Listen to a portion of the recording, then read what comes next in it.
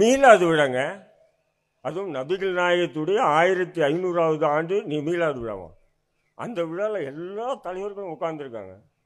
அவர் மௌலானா மௌலவி நம்முடைய உலமா சபை தலைவரும் உட்கார்ந்துருக்காங்க.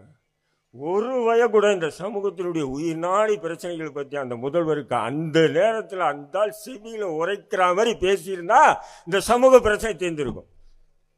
மகன் நபிகள் நாயகத்தோட முதல்வரை பாராட்டுறதுல போட்டி சமூக அமைப்புகளுக்கு. ஒருத்தர் பாருங்க, ஒரு அமைப்பு தலைவர் ஏழைகள் மீது எப்படி நபிகள் நாயகம் ஏழைகள் மீது பரிவு காட்டினாரோ அதே மாதிரி தாங்க எங்க முதல்வர் என்றான். அதுதான் எப்படி ஏழைகள் மீது நபிகள் நாயகம் பரிவு காட்டின மாதிரி எங்களுடைய முதல்வரும் அப்படி பரிவு காட்டுறான்னு இப்படி கை காட்டுறான்.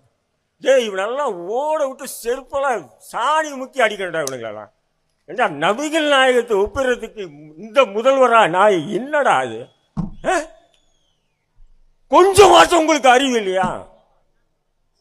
நீங்க அங்க புகழுங்க, மற்ற அந்த அமைப்பு ஏதோ சீட்டு நோட்டு வருகின்ற தேர்தலுக்கு ஏதோ கிடைக்கும், அதுக்காக போங்க. அதுக்காக ஏண்டா ரசூலுல்லாஹ்வை ஒப்பிடுறீங்க? ஏன் இந்த வருகின்ற தேர்தலில் எப்படியாவது ஒரு சீட்டு கிடைச்சி எம்எல்ஏ ஆயிடணும்ப்பா. இப்போ நம்ம பயிலுங்களும் அதே மாதிரி தான்.